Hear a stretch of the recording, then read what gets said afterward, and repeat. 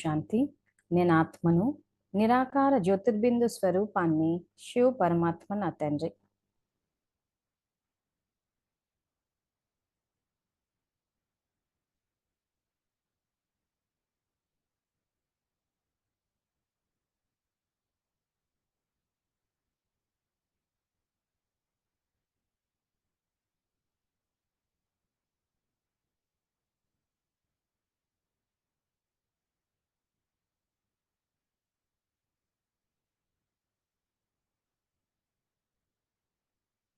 నేను ఆత్మను, శాంతి స్వరూపాన్ని, శివ పరమాత్మ నా తండ్రి.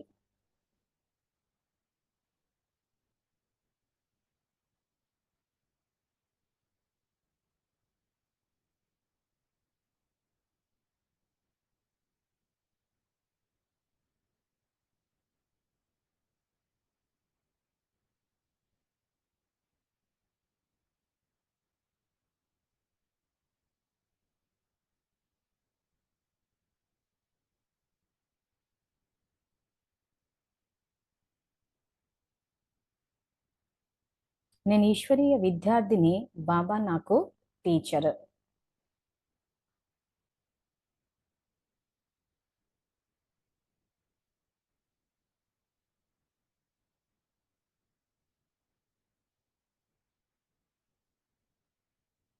బాబా నాకు సద్గురువు, నేను మాస్టర్ సద్గురువును.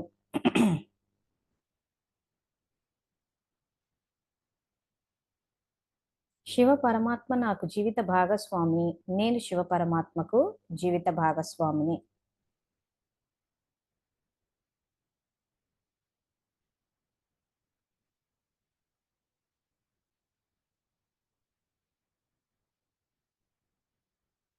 శివ పరమాత్మ నుండి బేహద్ పుత్రవాన్ భవ అనే వరదానాన్ని స్వీకరించి నేను జగన్మాతను అయ్యాను.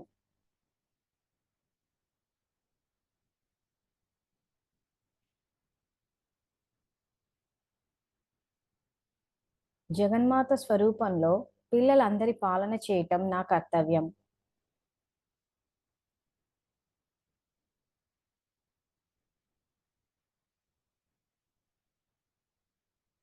జగన్మాత స్వరూపంలో పిల్లలందరికీ తండ్రి పరిచయాన్నిచ్చి తండ్రి సమానంగా చేయటం నా కర్తవ్యం.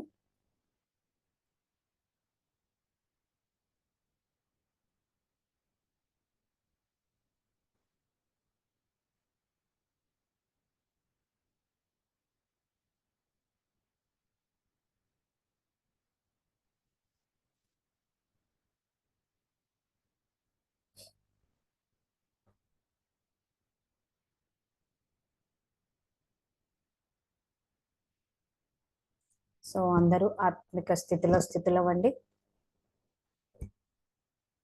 సో ఈ పాటికి కార్మిక్ ఫిలాసఫీ ప్రకారము ప్రతిదీ మనమే బీజాలు నాటుకుంటున్నాము. ఏ బీజాన్ని నాటితే అదే ఫలం వస్తుంది. ఒక బీజాన్ని నాటితే ఎన్నో ఫలాలు వస్తుంది. ఇప్పుడు నాటితే కొంతకాలానికి. సో దీన్ని బట్టి ఇక్కడ బీజాలు అంటే సమర్థ బీజాల లేకపోతే వ్యర్థ బీజాల. సో చేసుకున్న పాపం ముందరొచ్చినా, చేసుకున్న పుణ్యం ముందరకు వచ్చినా, ఏది వచ్చినా వర్తమానంలో మాత్రము చేసుకున్న పాపాన్ని ఆధారంగా తీసుకుని వ్యర్థ బీజాలు నాటుకోవద్దు. అలాగని చేసుకున్న పుణ్యం ఎదురుగా వచ్చినా కానీ మన పరిశీలన శక్తి, మన బుద్ధిని వాడి అది మనం చేసుకున్న పుణ్యం అని అర్థం చేసుకోవాలి. అంటే పరిశీలన శక్తి ఉండాలి ఇక్కడ. సో ఇప్పుడు వర్తమానంకి వచ్చేసరికి ఎవరైనా మనతోటి అనుచితంగా ప్రవర్తించినప్పుడు మనము ఆ రకంగానే ప్రవర్తించి, అవును వాళ్ళు చేశారు కాబట్టి నేను చేస్తున్నాను ఈ జన్మలో, ఇది కరెక్టే కదా అని చెప్పి భగవంతుని చట్టాల ప్రకారం సమర్థించుకోవడానికి లేదు. ఎందుకంటే సంగమ యుగము వర్తమానాన్ని ఫిక్స్ చేసి పెట్టలేదు. సో సంగమ యుగంలో ఆయన అవతరించి ఇప్పుడు సరిదిద్దుకోమంటున్నారు. సో ఈ రోజు నేను చేసుకున్న పాపం ముందుకు వచ్చినప్పుడు నేను మళ్ళీ తిరిగి చేస్తాను అని అంటే ఇంకా అంతెక్కడుంది? సో ఏం బీజాలు నాటుకుంటున్నాము? సో ఈ రకంగా ఎవరో మన పట్ల ఎవరి పట్ల మనం అనుచితంగా ప్రవర్తించేసి అవును వాళ్ళు పోయిన జన్మలో ప్రవర్తించారేమో కాబట్టి నేను ఈ రోజు ఇలా ప్రవర్తించాల్సి వచ్చింది, ఎందుకంటే డ్రామా ఫిక్స్డ్ కదా. సో డ్రామాలో నేను ఇలా ప్రవర్తించాలని చెప్పి డ్రామాలో ఉందేమో అని మనం గనక ఇలా డ్రామా మీద వేసేస్తే పాపము డ్రామా ఖాతాలకు ఇంకెవరి ఖాతాలకు పోదు, ఆత్మ ఖాతాలకు పోతుంది. ఎందుకంటే ఇక్కడ డ్రామాలో ముఖ్యమైన పాత్రధారులే ఇక్కడ ఆత్మ, పరమాత్మ, ప్రకృతి. సో పరమాత్మ జన్మ తీసుకోరు కాబట్టి తర్వాత ఆయన మన చేత బాబా చేయిస్తున్నారు అని అనుకుంటే పాపపుణ్యాలు ఆయనకి వెళ్ళట్లేదు. అందుకే క్లారిటీ ఇస్తున్నాం ప్రతిసారి మనమే చేస్తున్నాము. కానీ ఎందుకు బాబా పేరు తీసుకుంటున్నాం అని అంటే ఆయన ఇచ్చిన జ్ఞానాన్ని, శక్తిని ఇక్కడ చెప్తున్నాం. అందుకే ఈ రోజు నేను వాచా సేవ చేస్తున్నానంటే నేను చేస్తున్నానా, బాబా చేయిస్తున్నారా అని అంటే నేనే చేస్తున్నా. యాక్చువల్గా బాబా పేరు ఎందుకు తీసుకుంటున్నామంటే చెప్పే జ్ఞానం అయినది ఆయన శక్తి ఇచ్చారు కాబట్టి, ప్లస్ ఆ రకంగా బాబాని ముందు పెట్టి మనం వెనక్కున్నప్పుడు మనలో అహంకారం రాకుండా ఉంటుంది, సర్వస్వ త్యాగులం అవుతాము. సో అప్పుడు ప్రత్యక్ష ఫలం, భవిష్య ఫలం, రెండు ఫలాలని మనం మళ్ళీ నాటుకుని ఇంకా సంపాదించుకోవచ్చు. ఒకవేళ బాబాని చేయించేటట్టయితే అందరూ సమానమైన జ్ఞానం చెప్పేవాళ్ళు, అందరూ పర్ఫెక్ట్ గా బిహేవ్ చేసి ఉండేవాళ్ళు. బాబానే చెప్తున్నారు, బాబానే చేయిస్తున్నారు, బాబానే సంకల్పం ఇచ్చారంటే ఇంకా అందరిలో అన్ని బాబా చేసేస్తే ఇంకా అంత పర్ఫెక్ట్ ఉంటది కదా. మరి ఎక్కడ పర్ఫెక్ట్ ఉంది? తమో ప్రధాన ప్రపంచం ఎందుకు వచ్చింది? సో ఆ తర్వాత ఇక్కడ ఏదైతే ఈ 108 కానీ 33 కోట్లు కానీ ఇవేవి కూడా ఫిక్స్ కావు. సో నేను ఏదైతే డ్రామా జ్ఞానం అని చెప్పేసి స్లైడ్స్ పంపించానో అందులో 108 గురించే కాదు 33 కోట్ల గురించి కూడా ఒక స్లైడ్ ఉంది. 33 కోట్లు కూడా ఫిక్స్డ్ కావాలి, ఎందుకంటే కొంతమంది ఈ కల్పనలో కూడా రావచ్చు. తర్వాత 108 ఏ రకంగా అయితే ఫిక్స్డ్ కాదో 33 కోట్లు కూడా ఫిక్స్డ్ కాదు. ఇప్పుడు మీరు పురుషార్థాలు గమనించి చూస్తే బాబా స్టాండర్డ్స్ అయితే ఎవరు రీచ్ అవ్వట్లేదు. ప్లస్ ఇంతవరకు ఎంతమంది వచ్చారు? 10 లక్షలు కూడా రాలేదు. 80లలో మురళీలు తీసి చూస్తే ఆ మురళీలో బాబా అసలు ఇప్పటి వరకు ఏదో 5 లక్షలు వచ్చాయి, 2 లక్షలు అట్లేవో కొన్ని లక్షల్లోనే లెక్కలు చెప్పారు తప్పితే కోట్లలో చెప్పలేదు. అంటే తెలుసుకుంటున్నారు, వెళ్ళిపోతున్నారు. ఇప్పుడు మన జూమ్ క్లాస్ లో తీసి చూస్తే ఎంతో మంది వస్తున్నారు, వెళ్తున్నారు, వస్తే అంత ఫ్లోటింగ్ అన్నట్టుంది. ఎవరో కొద్ది మంది మాత్రం పక్కా చదువుకుంటున్నారు. అంటే కంపేర్ చేసి చూస్తే మాత్రం శ్రద్ధగా చదువుకుని బాధ్యత తీసుకుంటాం అనే వాళ్ళు కొద్దిగా ఉన్నారు. ఇంకా ఆ తర్వాత అంతా ఫ్లోటింగ్ అన్నట్టుంది. సో కాబట్టి ఇప్పుడు మనం ఏం తెలుసుకోవాలి అని అంటే ఈ బీజాలు ఏవైతే నాటుకుంటున్నామో ఆ నాటుకుంటున్నామన్న అవగాహన మనకు ఉండాలి. సో ఎలా నాటుకుంటున్నాం బీజాలు? సంకల్పాలతోటి. సో కాబట్టి లేనిపోని లాజిక్లన్నీ లాగేసి వాళ్ళు ఆ రకంగా ప్రవర్తించారు కాబట్టి నేను ఈ రకంగా ప్రవర్తిస్తున్నాను, సో దానికి సరిపోయింది అని అనుకోవడానికి లేదు. వర్తమానంలో వ్యర్థ బీజమా సమర్థ బీజమా అన్న దాన్ని బట్టే మన భవిష్యత్ అన్నది నిర్ణయించబడుతుంది. ఇంక ఈ పాయింట్ ఫిక్స్ అయిపోవాలి. లేకపోతే ఏమవుతుందంటే ఇంక ఎవ్వరు ఎట్లా ప్రవర్తించినా కానీ అవును వాళ్ళు చేశారు కాబట్టి మేము చేస్తున్నాము అని అలా చేసుకుంటూ పోతే మాత్రము ఇంకంత వ్యర్థ బీజాలు, వ్యర్థ వ్యక్తులు, వ్యర్థ పరిస్థితులు, ఇంకా జీవితం అంతా అసలు సాధారణ బాబా విశేషంగా ఉన్న విశేషత కాదు కదా, సాధారణం కాదు కదా, వ్యర్థంగా గడిచిపోతుంది. ఎందుకంటే కొంతమంది ఆలోచించేటప్పుడు ఈ డ్రామా జ్ఞానాన్ని అడ్డు పెట్టుకుని ఆ రకంగానే ఆలోచిస్తున్నారు. సో నిన్న మనం తెలుసుకున్న ఈ మానసిక వికలాంగులు ఎవరైతే ఆ పిల్లలు ఉన్నారో సో అక్కడ వాళ్ళకు వచ్చిన లోటే ఈ సంకల్పాలు, అంటే ఆలోచన విధానం దెబ్బతినింది వాళ్ళది. అంటే ఆ సంకల్పాలు ఆ బ్రెయిన్కి వెళ్ళట్లేదు, ఆలోచన కనెక్టింగ్ ఫ్యాక్టరే అది. ప్లస్ బుద్ధి పని చేయట్లేదు, అందుకే మంద బుద్ధి అన్నారు. ఎందుకు ఈ పరిస్థితి వచ్చింది? ఇక్కడ మనము ఏదైతే బాబా దివ్య బుద్ధి ఇచ్చాడో ఆ దివ్య బుద్ధిని వాడకపోవడము, ఆ తర్వాత డ్రామా జ్ఞానాన్ని అడ్డుపెట్టి అందరి బుద్ధిని దెబ్బకొట్టి పడేశాం. అంటే ఎంత పాపకార్యమో చూడండి. ఈ రోజు తండ్రి వచ్చి జన్మ తీసుకోగానే, మరజీవ జన్మ తీసుకోగానే అందరికి దివ్య బుద్ధి అన్న గిఫ్ట్ని ఇస్తే ఆ గిఫ్ట్ని పని చెయ్యకుండా డ్రామా జ్ఞానాన్ని అడ్డు పెట్టేసి మనం చేయగలిగింది ఏమీ లేదు అంత డ్రామాలా ఉంటదంటే ఇంకా అసలు బుద్ధికి అక్కడ స్కోపే లేదు, ఇంకా బుద్ధి వాడకండి అని చెప్పి అంతని పనికి రాకుండా చేసేసారు. సో ఇక్కడ ఆధారమూర్తులమైన మనము బుద్ధిని పని చేయకుండా చేసేసి ఆ తర్వాత ఏదైతే సంకల్పాల ఖజానా ఇచ్చి ఎప్పుడు ఏది ఆలోచించాలి అని చెప్తూ ఉంటే, సో ఏమని చెప్పాడు, అందరూ బ్రహ్మవంశీయులే, అందరితోటి స్నేహంతో సహయోగంతో ఉండమని చెప్తే ఈ ఆలోచన విధానాన్ని దెబ్బ కొట్టేసి ఆధిపత్య భావజాలాన్ని తీసుకొచ్చినప్పుడు, సో ఇక్కడ పూర్వీకులు ఆధిపత్య భావజాలాన్ని తెచ్చారు, ఆ తర్వాత బుద్ధి మీద పూర్తిగా దెబ్బ కొట్టారు డ్రామ జ్ఞానాన్ని తీసుకొచ్చి. సో మెయిన్ సంకల్పాలు బుద్ధి శక్తులే తీసేశారు. తీసేసినప్పుడు ఏమైపోయింది, ఖచ్చితంగా చాలా మటుకు వ్యవస్థ అన్నది కుటుంబం అంటే ఒక సమాజానికి, సమాజం అంటే ఏంటి, అందరూ కలిస్తేనే సమాజం. సో ఆ కుటుంబ వ్యవస్థ అన్నది కూలిపోయి ఒకరినొకరు బాగా హింసించేసుకున్నారు. సో అది రిఫ్లెక్ట్ అయినప్పుడు, ఆ తరంగాలు వెళ్ళినప్పుడు ఏమైతుంది, ఖచ్చితంగా ఎవరికి వాళ్ళు ఇంకొకరు, వీళ్ళు ఎలాగైతే పూర్వీకులు అందరూ బుద్ధిని దెబ్బ కొట్టేశారో అదే విధంగా ఈ తరంగాలు వెళ్ళినప్పుడు మిగిలిన వాళ్ళు కూడా ఆ రకంగా అందరినీ భయపెట్టేసి, బాధ పెట్టేసి, బుద్ధి పనిచేయకుండా దెబ్బ కొట్టేసి, వాళ్ళ ఆలోచన విధానాన్ని దెబ్బ కొట్టేసి, ఇక్కడ ఎట్లయితే గృహస్థులో దేహ నియమాలు అని చెప్పి కుటుంబ సభ్యులంతా హింస పెట్టేశారు. ఆ కుటుంబ సభ్యులంతా హింస పెట్టేసినప్పుడు ఆ హింస అన్నది రిఫ్లెక్ట్ అవుతుందా లేదా? సో అప్పుడు వంశావళి కూడా ఏం చేస్తుంది, ఆ రకంగానే అందరి బుద్ధి మీద దెబ్బ కొట్టేసి, ఆలోచనని దెబ్బ కొట్టేసి అందరినీ హింసించేస్తుంటారు. మొన్న సేవాదారు క్లాసులు చెప్పినప్పుడు వసంత ఒక్క పాయింట్ చెప్పారు, గమనించారా? నిజంగా అందుకే అంటాను, మాట్లాడుతుంటే ఏమైందంటే మంచి కొత్త కొత్త కొత్త పాయింట్స్ కదంటే ప్రెజెంటేషన్ అంటాను నేను.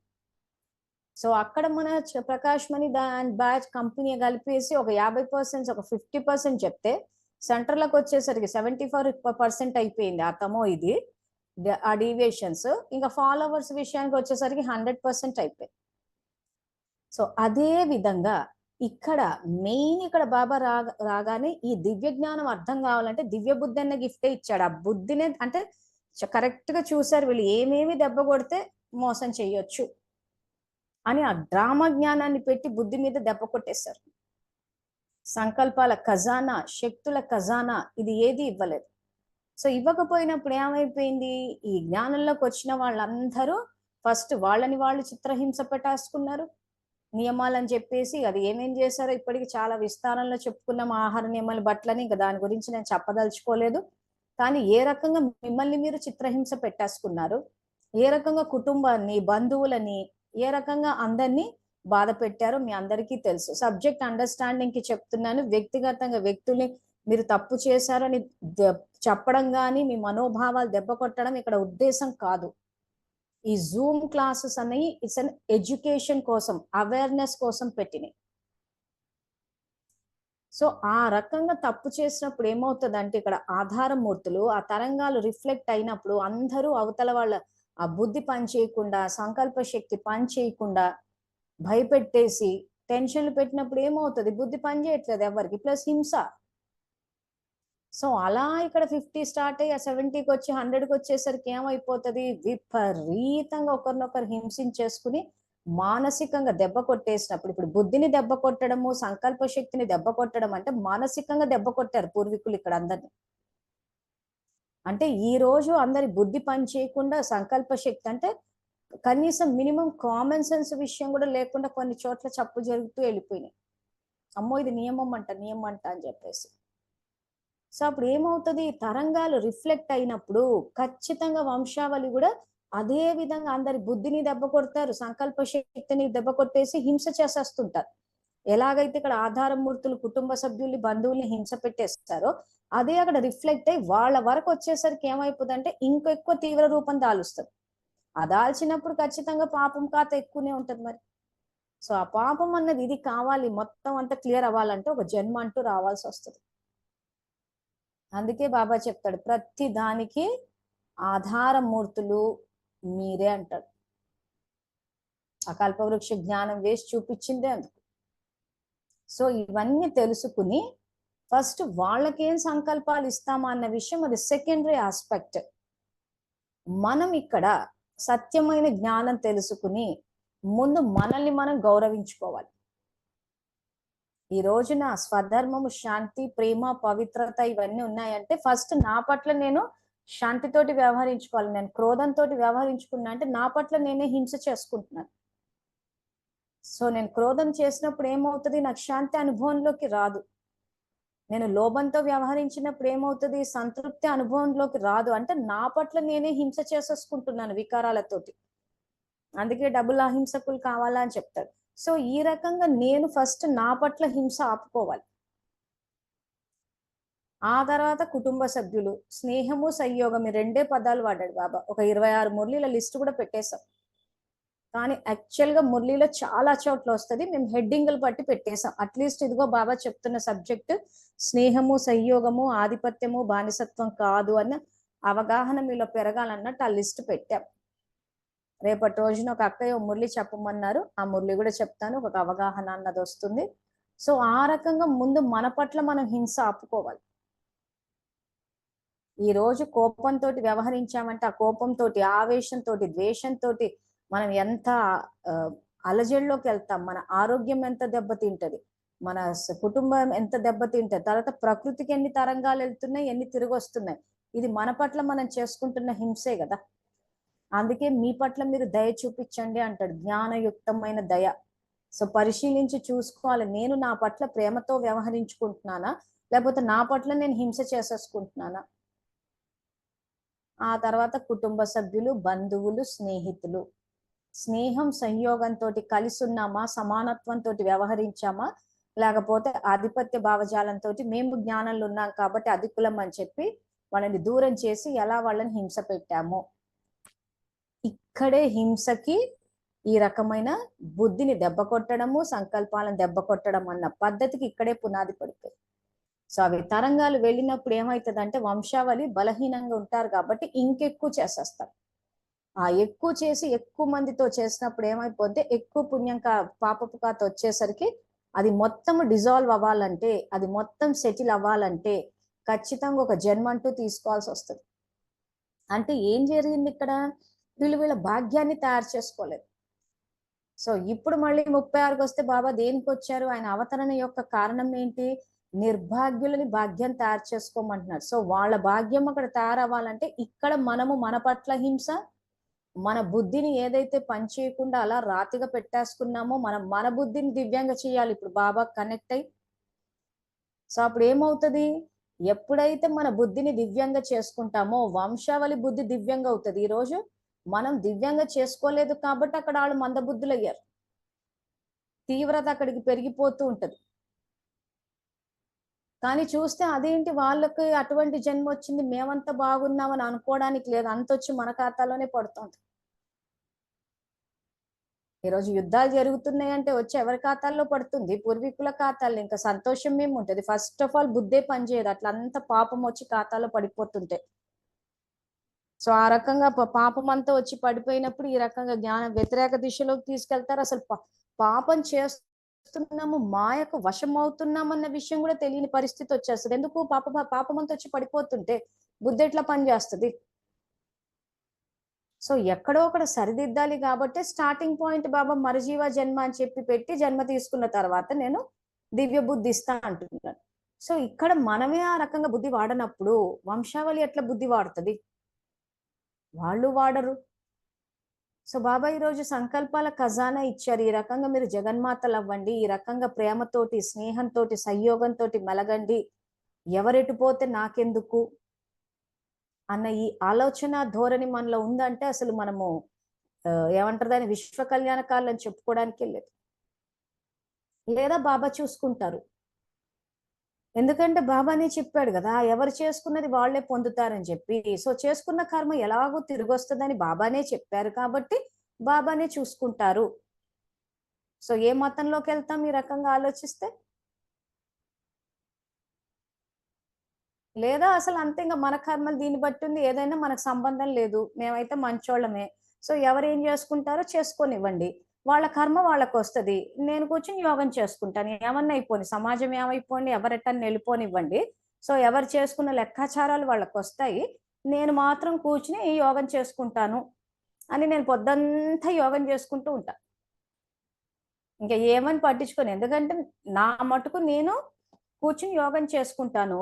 తినే టైం వస్తే ఎవరినైనా అడుక్కుని ఆ టైంకి ఇట్లాగే ఉద్యోగ వ్యాపార వ్యవసాయాలు ఏమి ఉండవన్నమాట. ఆ సమయానికి బాబా పేరు పెట్టేసుకుని ఎంతో కొంత ఇంకా బాబా భాషలో చెప్పాలంటే యాచక వృత్తి ఆ పెట్టేసి ఆ టైంకి తినేస్తాం. ఇంకా పొద్దంతా బాబా చెప్పారు యోగం చేసుకోండి అని చెప్పి నేను యోగం చేసుకుంటూ ఉంటాను. ఏ మతంలోకి వెళ్తాము.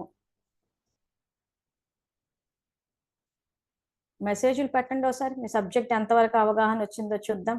సో నేనేం ఆలోచిస్తానంటే ఎవరి లెక్కాచారాలు వాళ్ళకి వస్తాయి, నాకేం సంబంధం లేదు. సో నేను ఉద్యోగ వ్యాపార వ్యవసాయం ఏది చెయ్యను. ఆ సమయానికి ఏదో ఒక రకంగా వాళ్ళని వీళ్ళని అడిగేసి తినేస్తాము. ఆ తర్వాత నేను యోగం చేసుకుంటూ ఉంటాను. ఇంకా బాబా కూడా లేడనమాట ఇక్కడ.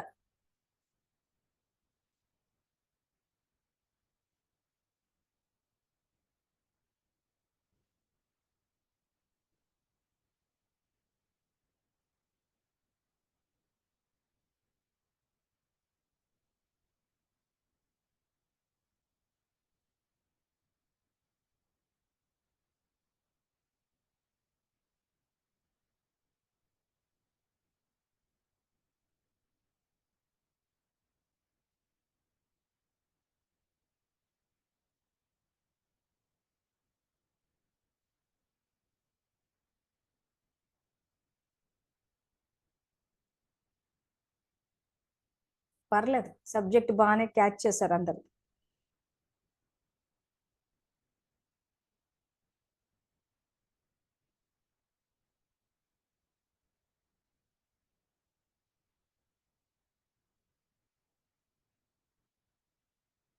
చలో ఓకే, అందరు ఆల్మోస్ట్ కరెక్ట్ ఆన్సర్స్ పెట్టారు. స్ట్రైట్ గా ఆన్సర్ ఒక్క మాటలో చెప్పాలంటే బౌద్ధ మతం అది.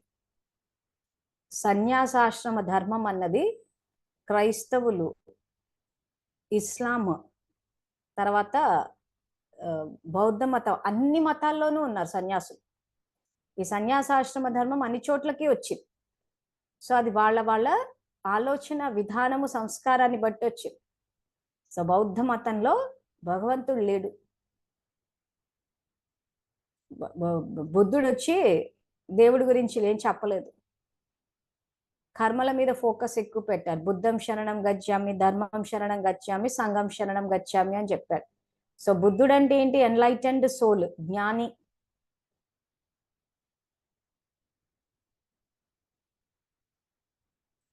ఆ తర్వాత సంఘము, ఆ తర్వాత ధర్మము.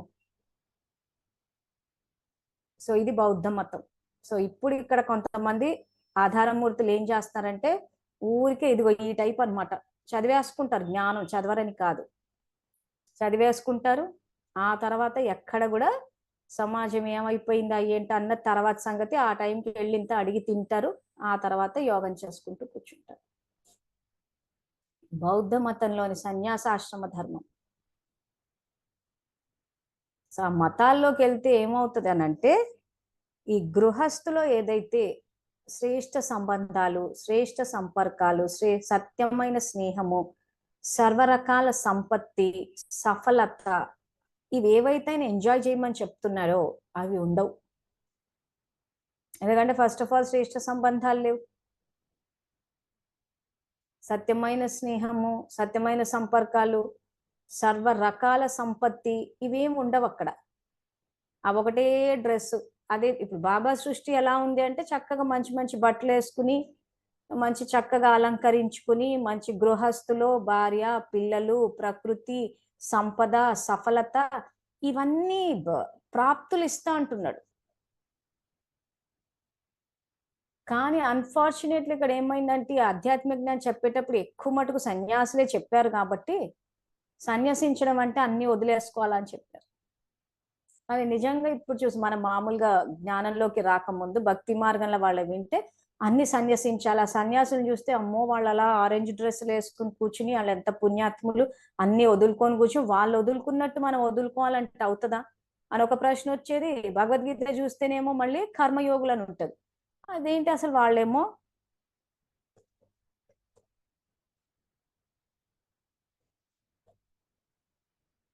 అక్క ఏం పెట్టారు ఇది,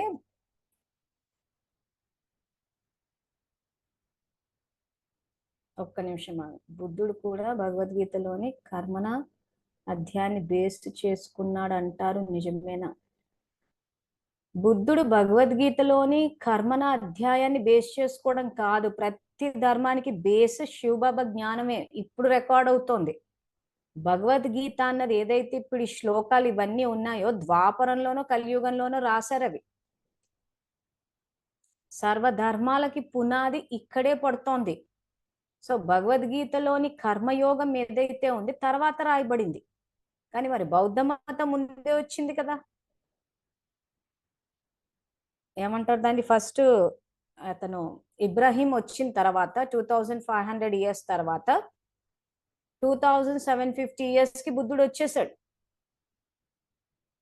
ఆ ధర్మం స్టార్ట్ అయిపోయింది బౌద్ధ మతం.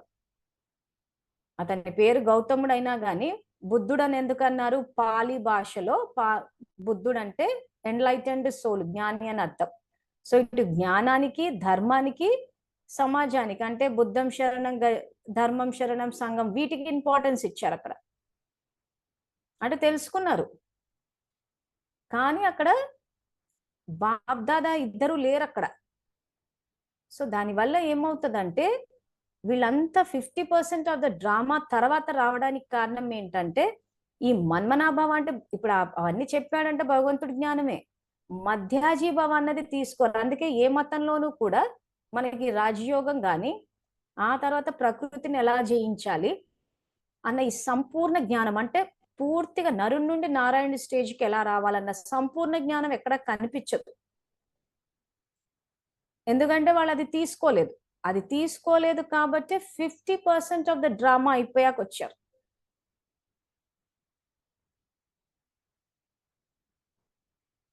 మీ ప్రశ్నకైతే సమాధానం అదే అవుననే చెప్పాలి. సో యాక్చువల్గా ఆయన చెప్పేది మాత్రము గృహస్థాశ్రమ ధర్మానికి పునాది. ఎందుకంటే సత్యుగంలో సన్యాసులు లేరు, సత్యుగంలో సన్యాసాశ్రమ ధర్మం లేదు. అది అక్కడ లేదు అని అంటే బాబ్దాదా అంటే బాబా రచించిన ప్రపంచంలో అది లేదని అర్థం. సో ఎప్పుడు వచ్చింది సన్యాసాశ్రమ ధర్మము? 3500 సంవత్సరాల తర్వాత వచ్చింది. ఏది? ఇక్కడ భారతదేశంలో. కానీ బుద్ధుడు అక్కడ వచ్చినప్పుడే మనం బుద్ధుడి స్టోరీ తెలుసుకున్నాం కాబట్టి ఆ ముసలి వాళ్ళని వీళ్ళని అందరినీ చూసి అతనికి ఆ మనసు ఇదైపోయి అక్కడే సన్యాసం తీసేసుకున్నాడు. అంటే అక్కడి నుంచి కూడా కొంత స్టార్ట్ అయింది. సో ఇప్పుడు ఎవరెవరి పురుషార్థాన్ని బట్టి చూసుకుంటే ఈ రకంగా యాచించుట కన్నా మరణించుట మేలు అన్నాడు. ఏది ఎవరిని యాచించడానికి లేదు, గౌరవంతో సహా. సో ఈ రోజు యాచించుట కన్నా మరణించుట మేలు అని ఆయన ఒక ఇది, ఎందుకంటే పరమాత్మ పిల్లలము, మనం సంపన్నంగా అన్ని ఇచ్చేసాడు మనకి, మనం వాడుకోవడం మనకు రావట్లేదు, అది వేరే విషయం. కానీ తండ్రి పిల్లలు ఆ రకంగా ఎవరైతే యాచించుట కన్నా అని చెప్పినా యాచిస్తున్నారు అని అంటే ఖచ్చితంగా వెళ్తారు అక్కడికి. ఎందుకంటే ఈ సన్యాసాశ్రమ ధర్మం అంతా యాచించి అక్కడ బ్రతుకుతుంది. సొంత సంపాదనలు అన్నీ ఉండేవి వాళ్ళకి.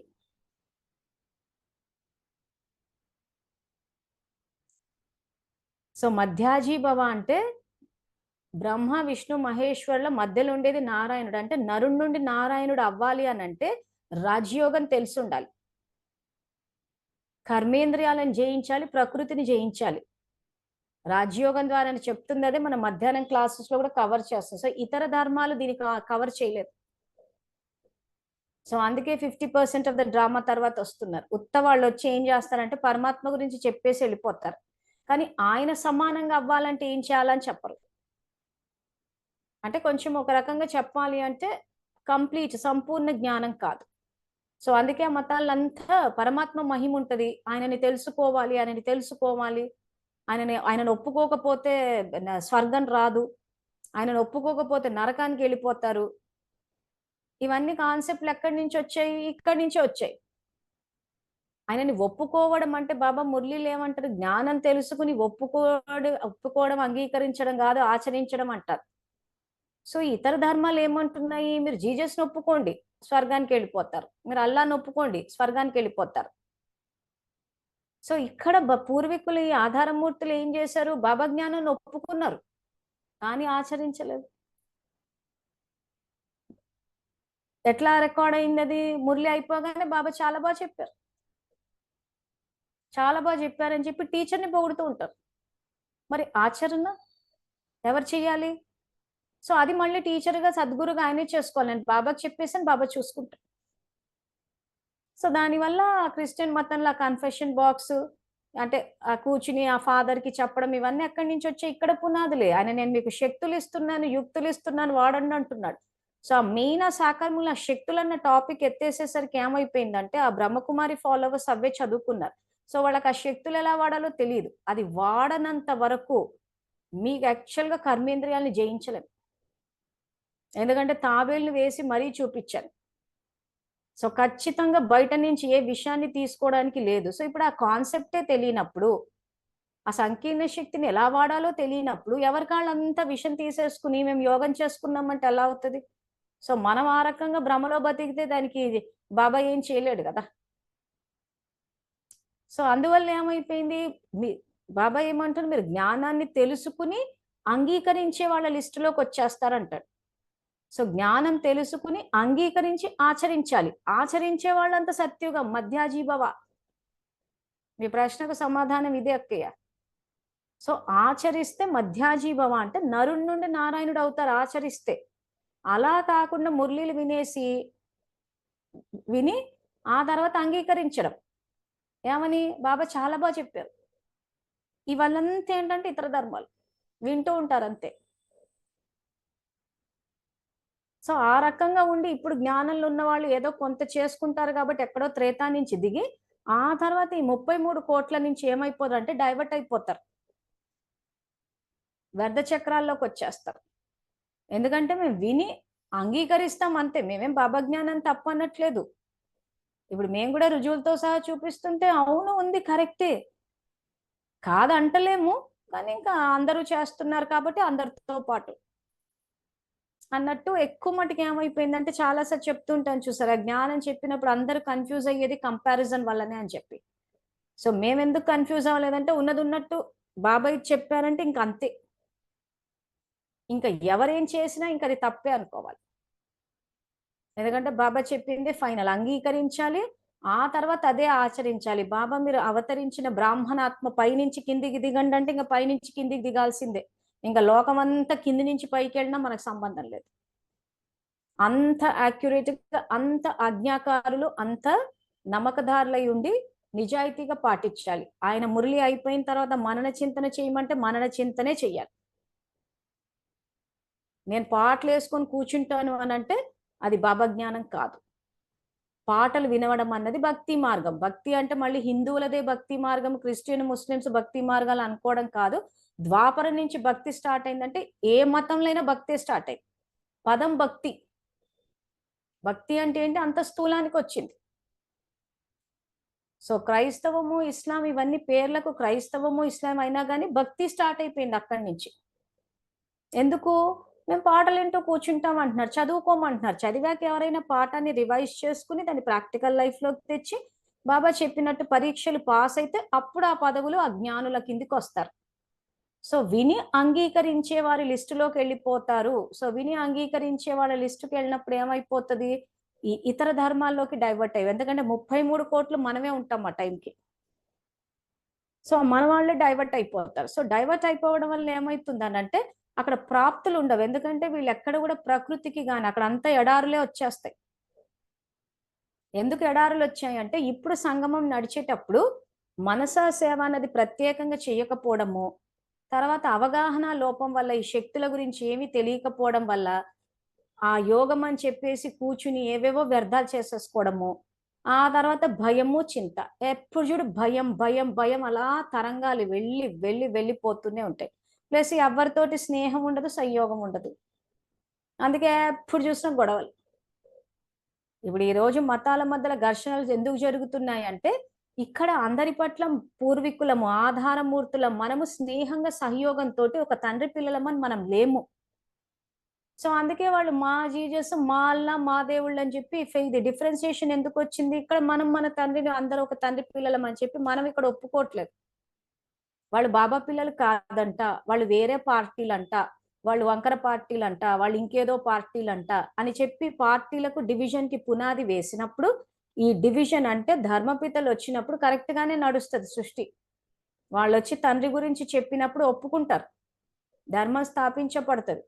ఎప్పుడు ఈ మతాలన్నీ డివైడ్ అయితే అంటే కలియుగంలో డివైడ్ అయిపోతాయి. పునాది ఎక్కడ పడింది? ఇక్కడ పడింది. శివబాబా వచ్చినప్పుడు, బ్రహ్మబాబా తనువులోకి వచ్చినప్పుడు డివిజన్ లేదు. ఆయన ఉన్నప్పుడు ఎవరు పార్టీలు పెట్టలేకపోయారు, ఎందుకంటే ఒకే జ్ఞానం వచ్చింది, ఒకటే దీంట్లో పోయిన ఆయన పెట్టిన డిసిప్లిన్ కి ఎవరు ధైర్యం చేయలేకపోయారు. ఆయన అలా వెళ్ళగానే ఇలా సమాధి కట్టారంటే వీళ్ళంతా బిగబట్టుకొని కూర్చున్నారని అర్థమైంది. లేకపోతే అలా వెళ్ళగానే ఇలా సొంత ఇది వచ్చేది కదా, అట్లీస్ట్ కొంత టైం అన్న పడుతుంది కదా. ఇప్పటికి ఎంతో మంది కుటుంబాల్లో తల్లిదండ్రులు ఏమన్నా చెప్తే కూడా వాళ్ళు పోయిన ఎన్నో సంవత్సరాలు కూడా ఇంకా మా నాన్నగారు చెప్పేవారండి, అమ్మగారు చెప్పేవారండి అని చెప్పి ఎంతో గౌరవం ఇచ్చి వాళ్ళ యొక్క పద్ధతుల్ని పాటిస్తూ ఉంటారు. అటువంటిది స్వయంగా పరమాత్మకు సమానంగా అయిన బ్రహ్మబాబాతోటి అన్ని సంవత్సరాలు గడిపి ఆయన శరీరం ఉండంగానే డైవర్ట్ అయ్యానంటే ఆలోచిస్తే బిగబట్టుకొని కూర్చున్నారేమో అనిపించింది నాకు, అట్లా వెళ్ళగానే ఇట్లా డైవర్ట్ అయ్యారంటే. సో అప్పుడు ఏమవుతుంది? బ్రహ్మబాబా ఉన్నప్పుడు ఎక్కడ డివిజన్ లేదు, డిసిప్లిన్డ్ గా నడిపాడు. సో అందుకే బాబ్ దాదా ద్వారా శ్రేష్ఠ మరియు విశేషాత్మల ద్వారా కొత్త సృష్టికి పునాది పడి ఆ 69 నుంచి అట్టు ఆయన డెడ్ బాడీ ఉండగానే ఇంకా అక్కడి నుంచి సమాధులు కట్టేసి ఆ సమాధికి పూలు వేసేసి పూజలు చేసేసి ఆ రకంగా అంటే ఒక పైగంబర్లకు సమాధులు కట్టడం అంటే ఒక మెసెంజర్స్ అంటే దేవదూతలు, శాంతి దూతలు. మనమంతా ఎవరము ఈరోజు దూతలమే, తండ్రికి దూతలమే. సో పైగంబర్లు అంటే వాళ్ళే దేవదూత, పైగంబర్లు అంటే సందేశాన్ని తీసుకొచ్చేవాళ్ళు.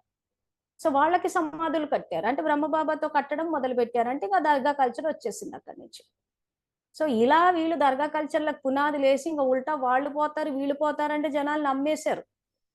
ఎవ్వరు కూడా వెళ్ళి మరి ఎందుకు మీరు ఈ రకంగా సమాధి కట్టారు, మరి బ్రహ్మబాబా కట్టినప్పుడు మీరు సమాధి కట్టి ఆ సమాధిలో ఇప్పుడు ఆయన సందేశం ఇచ్చారు బ్రహ్మబాబా అంటే భాష పరంగా చూసుకుంటే పైగంబరే అనుకోవాలి. అంటే ఆయన సందేశాన్ని ఇచ్చే వాళ్ళంతా పైగంబర్లు ఇస్లాం మతం ప్రకారం. సో ఆ రకంగా మీరు సమాధి కట్టారంటే మరి ఇది ఇస్లాం మతం కదా అని ఎవ్వరు అడగలేదు, ఎందుకు? ముందే నోర్లు నొక్కేశారు కాబట్టి, నోరు ఇప్పొద్దని చెప్పేశారు కాబట్టి. అప్పుడే కనుక ఇప్పుడు ఉంటే డ్రామా కరెక్ట్గా వెళ్ళి ఉండేది. సరే ఇప్పుడు ఎవరైతే చేస్తారో వాళ్ళే పొందుతారు, ఎవరైతే బలహీనం చేస్తారో వాళ్ళకే పాపం వస్తుందని నిన్న కూడా ఒక స్లైడ్ వేసి చూపించాము, గ్రూప్ లో కూడా పోస్ట్ చేసాము. సో ఆ రకంగా చేసేటప్పుడు అందరిని బలహీనం చేసి ఆ రకంగా సమాధులు కట్టినప్పుడు ఏమవుతుందంటే నిరాకారుడైన తండ్రిని కనెక్ట్ అవ్వాల్సిన వాళ్ళంతా ఆ రకంగా స్థూల వస్తువుల కంటే ఆ రకంగా సమాధుల కంటే ఎక్కడైతే శవాలు పెట్టి పూడుతున్నారో వాటికి కనెక్ట్ అయిపోయారు. అంటే ఎక్కడ నుంచి నిరాకారుడి నుంచి పూర్తిగా బాబా అన్నాడు చూసారా, పంచభూతాల పూజ అని చెప్పి, పంచభూతాలతో చేసిన శరీరం యొక్క పూజ వరకు వచ్చేసిందంటే ఇంకా 69 నుంచి డైవర్ట్ అయిపోయి పూర్తిగా స్థూలానికి వచ్చేసింది. సో మరి అప్పటి వాళ్లకు వెలగలేదా అని అంటే ఇంకా వీళ్ళ ప్రతాపానికి మన ప్రకాష్ మణి దాది ప్రతాప్ దీనికి రోజు గనక వాళ్ళని మేము రీసెర్చ్ చేసిన దాన్ని బట్టి అయితే ఎవరైనా కాదు ఇది తప్పు అని అంటే ఇంక వెళ్ళిపోండి అంటారు.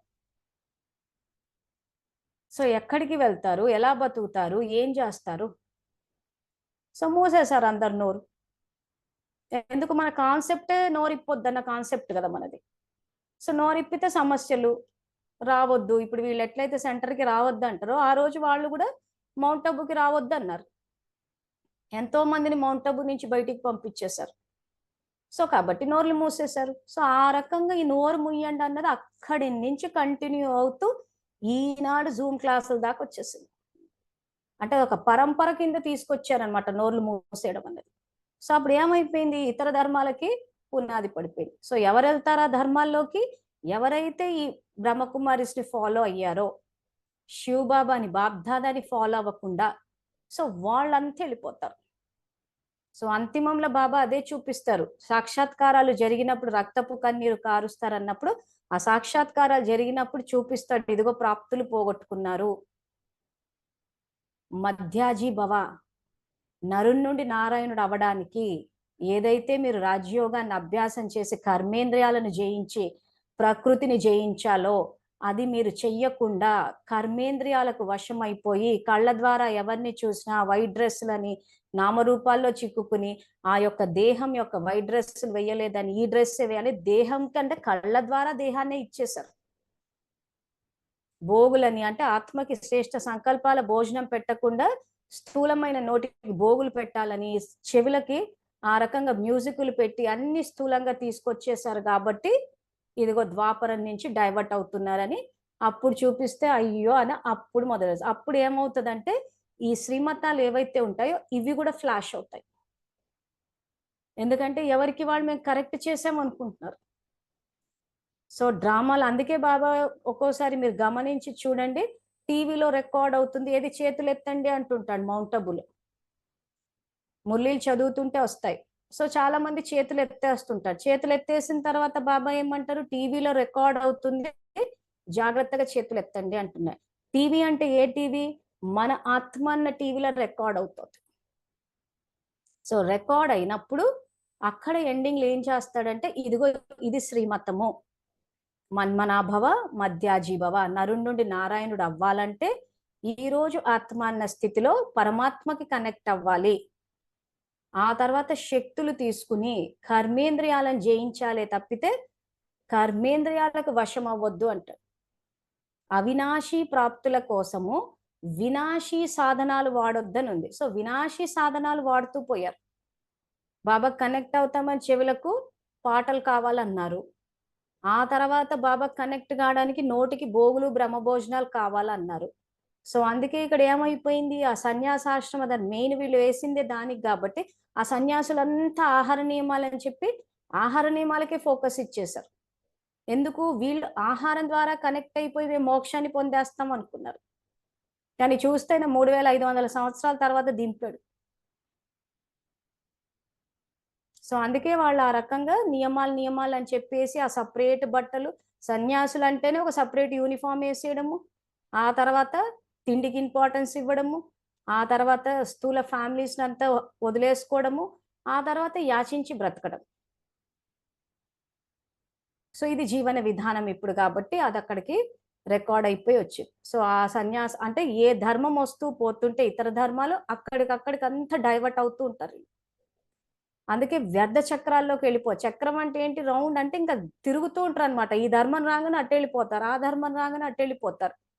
అసలు సనాతన ధర్మంలో సంపద, సఫలత, శ్రేష్ఠ సంబంధాలు ఇవన్నీ ఎక్కడుంటాయి? సో ధర్మపితలు భారతదేశంలో రాలేదు. శివుడికి పూజలు స్టార్ట్ అయినాయి. ఎందుకు? ఇంకా ధర్మం తెలుసు కాబట్టి. సో సంపద, సఫలత, ఈ ప్రకృతి అంతా భారతదేశంలో సనాతన ధర్మం ఇక్కడ కంటిన్యూ అవుతుంది.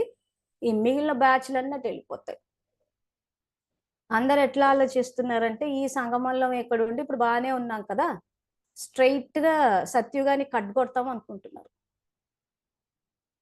సంగమంలో ఈ రోజు ఇక్కడ వచ్చామంటే సత్యుగానికి కట్టుకొడతామని అంటే మరి బాబా మురళీలో చెక్ చేసుకోండి అంటున్నాడు కదా. సో ఈ మధ్య వేసిన స్లైడ్స్ లో కూడా బాబా ఏం చెప్పాడు, సంబంధాలు మెయింటైన్ చేసేటప్పుడు ఈ రకంగా సంబంధాలు మీరు నిర్వర్తించాలి. సో దీన్ని బట్టి మీ పురుషార్థాన్ని చెక్ చేసుకుని తెలుసుకోండి, మీరు సూర్యవంశీయుల చంద్రవంశీయుల. సో బాబాతోటి సంబంధాలు, తండ్రి సంబంధంలో విధేయత, టీచర్ సంబంధంలో నిజాయితీ, సద్గురు సంబంధంలో ఆజ్ఞాకారి, జీవిత భాగస్వామిగా నమ్మకం. ఈ సంస్కారాలు రికార్డ్ అయితే సూర్యవంశం, బ్రహ్మబాబా వంశం. సో ఈ రోజు తండ్రి పట్ల తండ్రినే ఎదిరించేసి తండ్రినే ఓవర్టేక్ చేసేసి మాకే పేరు రావాలి, మాదే రాజ్యము. సో భక్త ప్రహ్లాద సినిమా గురించి మెసేజ్లు పెడుతున్నారు. ఆల్మోస్ట్ ఇంకా మొత్తం సబ్జెక్ట్ వచ్చేసింది అందరికి ఆన్సర్లు చూస్తుంటే.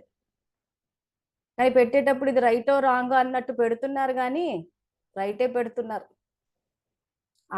ఏదంటారు అది రైటో రాంగో అని చెప్పి అది ఏదైతే ఉందో డ్యూయాలిటీ ఇంకా అది పోవాలి, అది పక్కా అయిపోవాలి. సో నేను ఇంకా రాబోయే రోజుల్లో కూడా ఇంకా ఎగ్జాంపుల్స్ ఇస్తాను మీకు. ఇంకా ఎగ్జాంపుల్స్ వింటుంటే కూడా ఇంకా మీకు రాబోయే రోజుల్లో ఇచ్చే హోంవర్క్స్లో ఎవ్వరు కూడా ఇది రైటో రాంగో అన్న ఆలోచన లేకుండా స్ట్రైట్గా ఆన్సర్కి వచ్చేయాలి. ఆ స్థితికి మీరు వచ్చేసారంటే ఖచ్చితంగా విశ్వ పరివర్తనలో అంటే మన సంకల్పాలకు శక్తి వస్తుంది. సో అందుకే మధ్యాహ్నం కూడా చెప్పాను, ఎంటర్ అయ్యే వాళ్ళు కొంచెం మీ అసలు పేర్లతో ఎంటర్ అవ్వండి. అప్పుడు ఎవరు టైంకి వస్తున్నారు, ఎవరు ఇచ్చారు, లేకపోతే ఫ్లోటింగ్ పాపులేషన్ ఎక్కువైపోయింది. సో ఆ రాజయోగులు, బాబాకు కూడా అదే చెప్పాను, ఆ రాజయోగులు ఎవరో చూపిస్తే నాకు దానికి తగ్గట్టు అందరం ఒక సంఘటనగా ఫామ్ అయి అందరం మన మనసా శక్తితోటి, మన సంకల్ప శక్తితోటి, సో పరివర్తన అన్నది జ్ఞాన యోగాల ద్వారానే తెలుస్తుంది. సో ఆల్మోస్ట్ జ్ఞానానికి వచ్చేసారు. సో ఇప్పుడు సంకల్ప శక్తి అంటే ఈ రోజు నేను ఆత్మని శాంతి స్వరూపాన్ని శివాన్ని ఒక సంకల్పం చేశామంటే శాంతి వ్యాపించాలి. అది జరగాలి ఇప్పుడు నెక్స్ట్. ఇలా రోజు కూర్చొని చేసుకోవడం కాదు, రేపు చెప్తాం కానీ ఇంకా హయ్యర్ డిగ్రీలో చెప్తాం కాబట్టి అందుకే అందరూ ఓసారి మీ అసలు పేర్లతోటి ఎంటర్ అవ్వమని చెప్పడానికి కూడా కారణం అదే.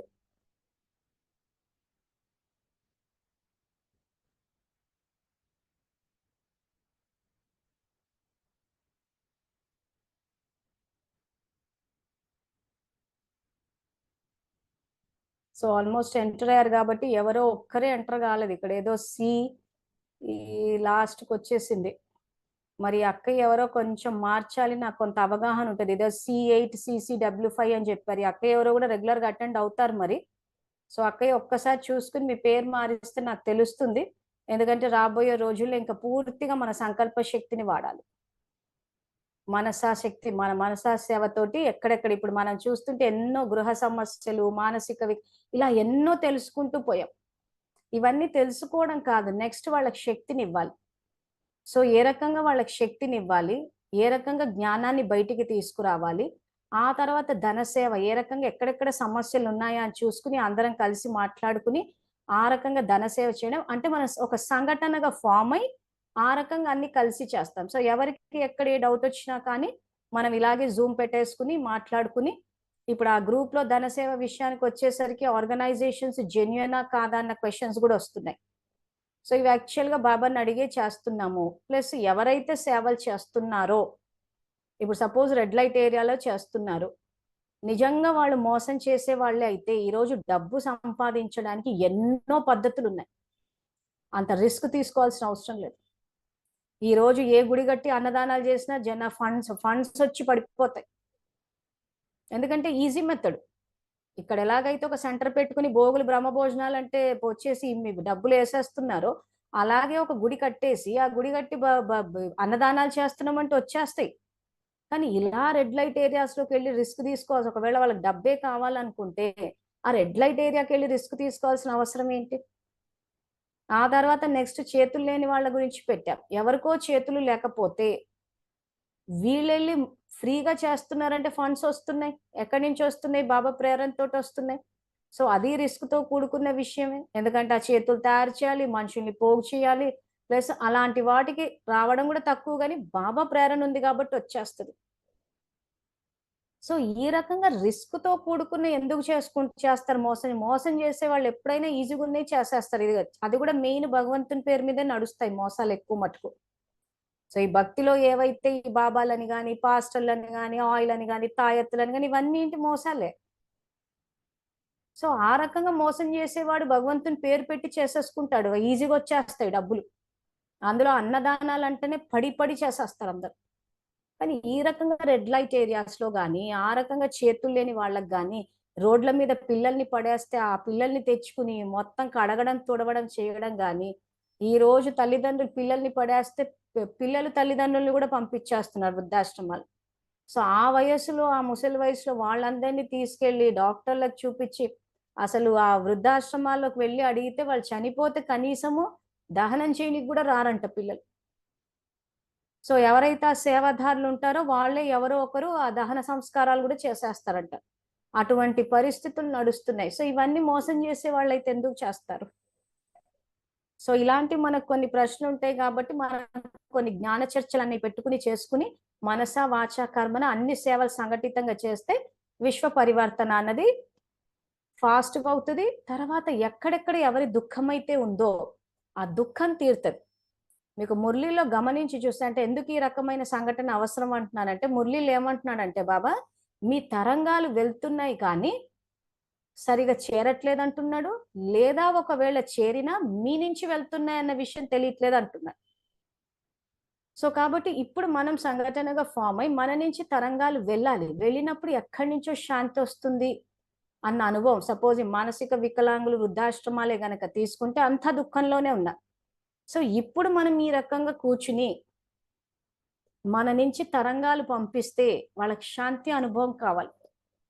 పరిస్థితులు అవే ఉంటాయి, కలియుగమే ఉంటది. సో మనం అంతా కలిపి ఎందుకంటే ఎందుకు ఈ సంఘటన ఫామ్ అవ్వాల్సి వస్తుందంటే ఇప్పుడు మనసా సేవ అంటేనే సగం మంది లాగ్ ఆఫ్ అయిపోతున్నారు. సో ఇలా చేస్తే మాత్రం ఇది ఇంకా అంతులేని కథ అన్నట్టు ఉంటది. సో ఈ రోజు బాబా చెప్పింది తెలుసుకుని ఆయన నుంచి తీసుకున్న శక్తిని మనం ఇవ్వాలి. ఆ ఇచ్చి ఇప్పుడు మనం క్లాసుల్లో ఏవైతే చెప్పుకుంటూ వెళ్తున్నామో వీటిని ఏ రకంగా పరిష్కరించాలి, ఏ రకంగా పరిష్కారం ఆల్రెడీ చెప్పాను, ఇంకొంచెం డీటెయిల్ గా తెలుసుకుని అంటే మనం చూసుకోవాలి. ఇప్పుడు మేము సేవలు చేసేటప్పుడు ఎట్లా చేస్తామంటే అక్కడ మార్పు వస్తుందా లేదా అన్న చెక్ చేస్తాం. ఎగ్జాంపుల్ గా అనంతపూర్లో వర్షాలు, ఆ వర్షాలు కావాలని అందరము చేసాం. ఎప్పటికప్పుడు వెళ్ళి చెక్ చేయడం, ఫోన్ల మీద తెలుసుకోవడము, ఇవన్నీ చేస్తూ పోయాం. ఎంతవరకు వచ్చింది మార్పు ప్రకృతిలో, పంటలు ఎంతవరకు పండాయి, రైతుల కోసం చేసాం, ఇట్లా ప్రతిదీ చేసాం. అట్లా ఒక పర్పస్ తోటి, ఒక ఫోకస్ తోటి ఎక్కడ సమస్య ఉంది అని అలా సమస్యలు తీసుకుని ఆ రకంగా వాళ్ళకి శక్తి ఇస్తాము. వీలైతే మనమే వెళ్ళి వాచా సేవ చేసి వస్తాము. ఉండేది హైదరాబాద్ లోనే కాబట్టి ఈ రోజుల్లో చాలా మంది హైదరాబాద్ వాళ్ళకు కూడా జ్ఞాన నేత్రం ఓపెన్ అయిందని ఫోన్లు దీని ద్వారా తెలుస్తుంది. సో మనమంతా హైదరాబాద్ లోనే ఉన్నాం కాబట్టి మనం వెళ్ళి వాచా సేవ కూడా చేయొచ్చు ప్లాన్ చేసుకుని. ఎందుకంటే రోజు జూమ్ లో కాంటాక్ట్ లో ఉంటున్నాం మనం. సో రోజు కాంటాక్ట్ లోనే ఉంటున్నాం కాబట్టి సంఘటన మందే ఉంటది కాబట్టి ఎప్పుడైనా వెళ్ళాల్సి వచ్చిన క్లాసులు ఆ రోజు ఉంటాయి ఉండవు, అట్లా మనకి మనం ప్లాన్ చేసేసుకుని హైదరాబాద్ బయట ఉన్న వాళ్ళు ఏమైనా సంఘటన కానీ అంటే ఇప్పుడు ఎవరైతే సీరియస్గా ఉన్నారో నాకు కొంచెం తెలుస్తోంది కాబట్టి ఆ రకంగా వాచా సేవ కూడా చేద్దాం అందరం కలిసి. ఆ తర్వాత కర్మనా సేవ. సో కర్మనా సేవలు ఏదైతే మనం వెళ్ళి ఎక్కడన్నా వెళ్ళి చేయగలమా, లేక ధన సేవ చేయగలమా, సో అది ఏ రకంగా ఎవరికి ఎంత ఎక్కడ అవసరం ఉంటుందా అని చెప్పి ఇవన్నీ ప్లాన్ చేసుకుని బాబా శ్రీమతానికి అనుసారంగా మనసా వాచ కర్మన ఈ సేవలు చేద్దాం. సో అప్పుడు యజ్ఞం కరెక్ట్ గా వెళ్తుంది, అందరూ బాబాకి దగ్గర అవుతారు, బాబా కూడా ప్రత్యక్షం అవుతారు. సో ఇది యాక్చువల్ గా చేయాల్సిన పద్ధతి. సో అలా కాకుండా ఇంకా మనం ఏ రకంగా కూర్చుని ఏం చేసినా గానీ ఫస్ట్ స్వపరివర్తన కాదు, విశ్వ పరివర్తన విషయం అయితే ఇంకా మర్చిపోదాము. ఆ తర్వాత భాగ్యాన్ని రచించుకునేటప్పుడు కనీసము సనాతన ధర్మంలోకి వచ్చేటప్పుడు రచించుకోవాలి. ఎందుకంటే ఆయన చెప్పే ప్రాప్తులన్నీ సనాతన ధర్మంలోకి వచ్చే వాళ్ళకే ఉంటాయి. ఆ ఇతర ధర్మాల్లోకి వెళ్ళే వాళ్ళకు మెయిన్ సబ్జెక్టే జనము ధనము అన్నట్టుంది. సో ఇతర ధర్మాల్లోకి వెళ్ళే వాళ్ళ జనం ఎలా ఉంటారు, ఇప్పుడు సనాతన ధర్మంలోకి వచ్చే వాళ్ళు ఎలా ఉంటారు, ఇతర ధర్మాల్లోకి వచ్చే వాళ్ళు ఎలా ఉంటారు. సో మీకే తెలుసు, కరుణామయుడి పిక్చర్ చూసే ఉంటారు చిన్నప్పుడు, దూరదర్శన్లో ఎప్పుడు వస్తూనే ఉంటది. సో ఒక ప్రకృతి ఉండదు, ఒక వ్యక్తి అంటే ఆ ద్వాపరం స్టార్ట్ అయ్యేసరికి గొడవలు స్టార్ట్ అయిపోతాయి అక్కడ ఇంకా జీజస్ మీద. సో ఇక్కడ బుద్ధుడు వచ్చాడంటే బుద్ధుడికి అవమానాలు, రాళ్ళు కొట్టడం చేయడం ఇటు స్టార్ట్ అయిపోతుంది. సో అట్లా ఏదో ఒకటి నడుస్తూ ఉంటది. కానీ సనాతన ధర్మం మాత్రం ఆ రకంగా ఉండదు. భక్తి స్టార్ట్ అవుతుంది, శివుడికి స్టార్ట్ అవుతుంది, చక్కగా పాడి పంటలతోటి భోగభాగ్యాలతోటి, రజో ప్రకృతి, రజోలో కూడా ఉచ్చస్థితి సో ఉంటది. ఆ తర్వాత భగవంతుని యొక్క మహిమతోటి ద్వాపరం అంటాం కానీ ద్వాపరం కూడా బ్రహ్మాండంగా ఉంటది. ఏమంటే బాబా చెప్పడం సత్యుగం గురించే చెప్పి ఆయన లెక్కన అది చాలా హై స్టాండర్డ్స్. సో ఆ రకంగా వస్తుంది. సో అది కావాలి అంటే థియరీ తెలుసుకుందాం, రాబోయే రోజుల్లో ఆ రకంగా మనము కలిసి అన్ని రకాల సేవలు చేద్దాం. ఇప్పుడు మనకు పరిచయాలు పెరిగాయి. సో మీరు మాట్లాడుతుంటే ఎవరు ఎంతవరకు వచ్చారో కూడా నాకు తెలుస్తోంది. సో ఆ రకంగా అన్ని సేవలు కలిసి చేస్తే మనకు ఆయన ఇచ్చిన అవకాశాన్ని, అది ఈ జన్మకి ఈ యుగానికే పరిమితం, ఎందుకంటే కల్పమంతా రాదు. సో ఆయన అవకాశం ఇచ్చినప్పుడు తీసుకోవాలి. ఎందుకంటే ఈ జన్మ యొక్క విశేషతనే అది, పరమాత్మ అవతరణ. ఆయన రచించిన యజ్ఞంలో మనం సహయోగులం అంటే ఇంకా అంతకన్నా అదృష్టమే ఉంది. సో ఆ రకం కూడా చేద్దాం. అందుకే పేర్లు మార్చమని చెప్పాను, నాకు కొంత అవగాహన వస్తుందని. సో ఇప్పుడు ఏమైనా ప్రశ్నలు ఉంటే ఈ ఇతర ధర్మాలు, ఈరోజు మనం మాట్లాడుకున్న టాపిక్కే అది ఏంటది, దివ్య బుద్ధిని అంటే ఎవరి బుద్ధిని బలహీనం చెయ్యొద్దు, ఎవరి సంకల్ప శక్తిని బలహీనం చెయ్యొద్దు, దెబ్బ కొట్టొద్దు. సో అలా చేస్తే ఈ రకంగానే మానసికంగా అందరూ దెబ్బతినిపోతారు. అది ఒక స్టేజ్కి వచ్చేసరికి ఏంటంటే మానసిక వికలాంగులే జన్మ తీసేసుకునే పరిస్థితి వస్తుంది. సో కాబట్టి అది మాట్లాడుకున్నాము. తర్వాత ఇతర ధర్మాలు. సో వీటికి సంబంధించి ఏమైనా ప్రశ్నలు ఉంటే నన్ను అడగండి.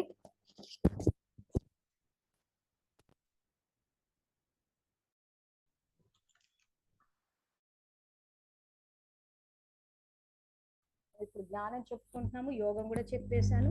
సో ధారణ అన్నది ఎలాగూ చేస్తుంటాం. ఇంకా నెక్స్ట్ సేవలు. సో అది కూడా చేద్దాము, అది కూడా చెప్తాను.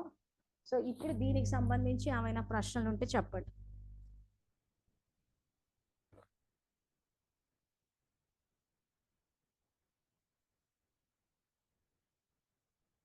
సెట్టింగ్స్ మార్చాను, చెప్పండి.